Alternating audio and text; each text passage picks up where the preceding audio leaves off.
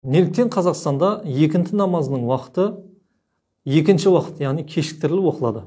Ассалаумағалейкум, қадірлі жамағат.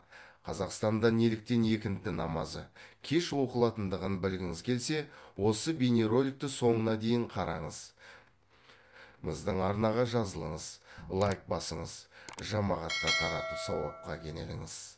Біріншіден, ғалымдарымыз бесін намазының уақытының шығуымен екінті намазының уақыты кіреді дейді. Ал енді бесін намазының уақыты қай уақытта шығады?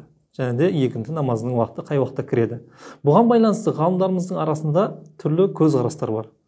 Жалпы үш мазхаб, және де соның ішінде ерекше имам Абу Ханифаның шәкірттері, имам Юсуф пен имам Мұхаммед те екінтінің уақыты заттың көлеңкесі өзінен бір есе асқаннан кейін кіреді дейді. Оған дәлел пайғамбарымыз саллаллаху алейхи уассаламнан келген хадистер бар, сахабалардың риуаят еткен сөздер бар. Оған Анас радиаллаху анхуден келген мына хадис дәлел. Біз пайғамбарымызбен саллаллаху алейхи уассалам екінтіні оқыдық. Біз екінтіні оқып болғаннан кейін Мәдинаның сыртына шыққан едік. Мәдинаның сыртына шыққан кезде әлі күннің қызуы әлі қайтпаған еді деген хадистері бар. Осы секілді көптеген хадистер бар. Алайда бұған қарсы пайғамбарымыз саллаллаху алейхи уассаламның қаншалықты хадистері бола тұрса да, имам Абу Ханифа рахимахуллах өзінің көрегенділігін көрсеткен, өзінің үлкен ғұлама екендігін көрсеткен тағы бір хадис бар. Ибн Умардан риуаят етіледі, бір кісі адамдардың қасына келіп, маған күн шыққаннан бесін уақытына дейін бір алтын үшін кім жұмыс істейді деп сұрайды. Сонда яһудилер біз жұмыс істейміз дейді. Екінші рет маған бесіннен бастап екінтінің уақытына дейін бір алтын үшін кім жұмыс істейді деген кезде, ол кезде екінші рет христиандар біз жұмыс істейміз дейді.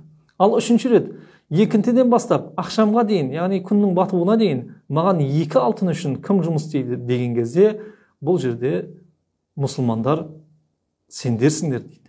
Осы кезде яһудилер мен христиандар қарсы шығып, неге біз көп уақыт жұмыс істейміз де бір алтын аламыз, ал неге мұсылмандар аз жұмыс істеп көп алтын алады деген кезде, жұмыс беруші кісіге ақы төлеу жұмыс берушінің өзінің жомарттығынан деген екен.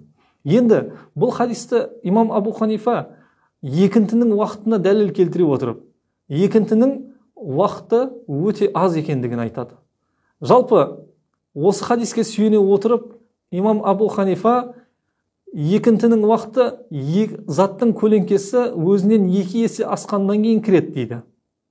Сондықтан да қазіргі уақытта жалпы Мауреннахр өлкесінде Қазақстан, Қырғызстан, Өзбекстан секілді елдерде екінтіні имам Абу Ханифаның фатуасы бойынша кешіктіріп, яғни заттың көлеңкесі екі есе асқаннан кейін барып оқиды. Ал жоғарыдағы үш мазхаб имам Юсуф пен имам Мұхаммедтің де өздерінің дәлелдеріне құрметпен қарайды. Алайда ең абзалы біздің Мауреннахр ғұламалары имам Абу Ханифаның осы фатуасы дұрысырақ екендігін жеткізеді. Дұрысын Аллах тағала біледі. Ва ахиру дауана анил хамдулиллахи раббил аламин.